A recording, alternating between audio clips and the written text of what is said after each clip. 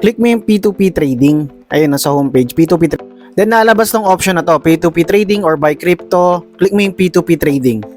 Again, if hindi ka pa naka-register with OKX, register with my link para meron kang 5% rebate sa mga fees sa OKX. So, hindi malaki babayaran mo. Dahil nga affiliated tayo with OKX. Pag ikaw lang nag-register, wala kang rebate na marireceive. Then, mapupunta ka dito sa P2P page. Okay?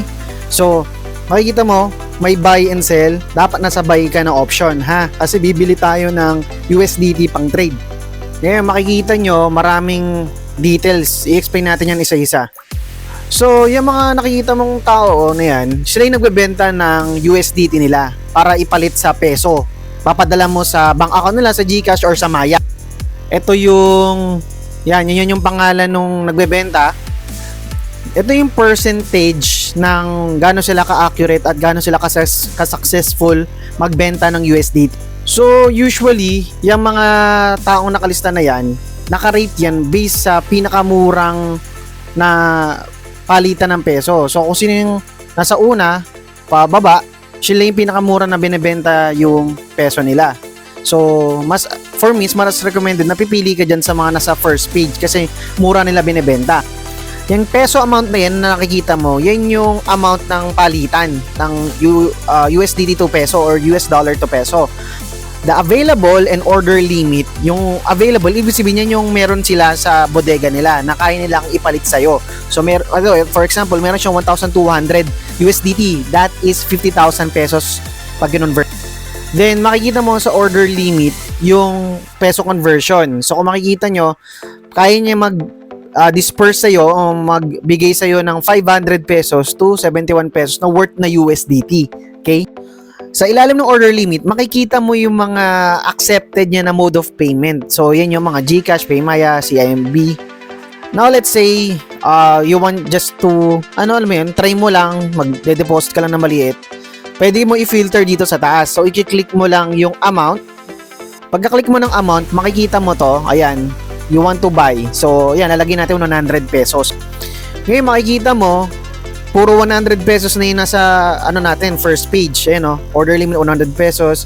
Si Christy, 100 pesos din yung minimum ino-offer niya. Now, sabihin natin, yung merchant na 100 pesos nga kaya niya mag-disperse, pero wala ka nung CIMB, ang kailangan mo GCash. So, kailangan natin i-filter yon. Click mo yung payment methods. Then after, lalabas tong mga list ng mga merchant or payment methods. So they have PayMaya, depende, no? Now, based sa criteria natin, naghanap tayo ng 100 pesos tapos papuntang GCash. So kung makikita nyo, ayan, nag-accept tong si Sis Hey. Yan, GCash payment method. Tapos yung minimum na kaya niyang ipapalit sa'yo is 100 pesos kung 100 pesos lang pera mo. So, ito pipili natin si Shish Label. Tapos click nyo yung buy.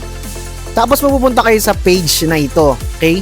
So, ang kailangan mo lang itindihin dito, yung amount is, syempre, dahil 100 nga ang nire-request natin na isend sa kanya kapalit ng USDT, lalagay mo dyan 100 pesos. So, kung napansin nyo, nilagay ko na yung 100 pesos, nag-convert niya siya sa ilalim, yung receive. Yan yung conversion ng USDT na marireceive mo. Once done na, click mo na tong buy USDT with zero fees.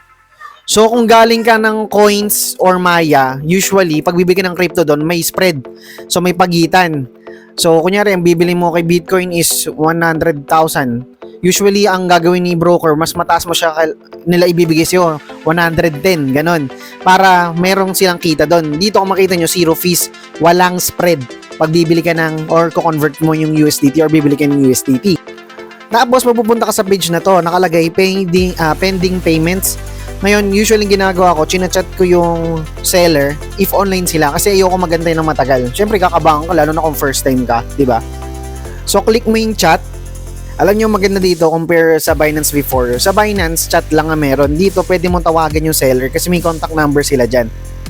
Ayan, kung mapapansin nyo, hindi ko na kailangan magtanong kung online po ba kayo. Nag-chat na agad siya. Sabi ni Sisley, waiting. So, let's proceed in click mo yung pay now. Ayun, click mo yung pay now. Pagka-click mo ng pay now, makikita mo open GCash to transfer. Ito na yung page na lalabas sa'yo. Ngayon, ang gagawin mo dito, syempre, kukopyahin mo yung phone number niya kasi yun yung sisenda mo ng 100 pesos para makareceive ka ng USDT kay Shishley. Yun. So nakapansin nyo, nakopya ko na. Ngayon pupunta na ako ng GCash at ganun din gawin mo, pupunta ka na ng GCash para isend mo dun sa seller mo yung peso amount na kailangan ng palitan. So yan, kung mapapansin nyo, nasend ko na sa kanya yung 100 pesos. Ito yon. Kailangan nyo to i-screenshot kasi proof to na kayo yung nag-send ng, ng 100 pesos. Laging ganun. Okay? Dahil na-send nyo na yung 100 pesos nyo, nandito na ulit kayo, open GCash to transfer na page, i-click nyo yung I have paid.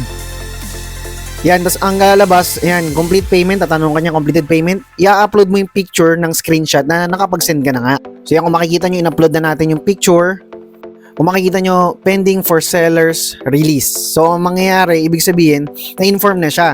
So, pwede natin din siyang i-chat na nasend na po natin. So, open nyo ulit yung chat. Ayan, papansin nyo, pag open ko ng chat, na-release niya na yung pera. So, makikita nyo, seller receive payment order complete. Ibig sabihin nun, na-receive mo na yung USDT sa account mo. Ngayon, ang next mong gagawin, i-click mo yung view assets. Ayan, view assets. Tapos mapupunta ka dito sa funding. Yan, makita nyo funding. Kung makikita nyo, ayan, may USDT tayo dyan na 1.7. Yun yung conversion ng 100 pesos na binili natin na USDT. Ngayon, ang gagawin mo, click mo yung USDT na yan kasi ita-transfer natin siya sa trading account mo. Kasi pag yung pera mo nasa funding pa rin, hindi mo siya magagamit pang trade. Pag click mo, makikita mo tong page na to. Ayan, makikita mo yung may bilog din transfer. Click mo transfer. Mapupunta ka sa page na to. Yan. So, ang kailangan mo lang intindihin dito is, ayan, kung makikita mo, dapat yung from mo is from funding tapos to trading. Kasi nga, gagamitin mo yung pera na dineposit mo dito sa OKX para pang trade. So, ang gagawin natin, dapat from mo funding to is trading. Then, ang next natin gagawin, so makikita mo dito, click natin yung max. Yan yung total amount na itatransfer natin sa trading from funding.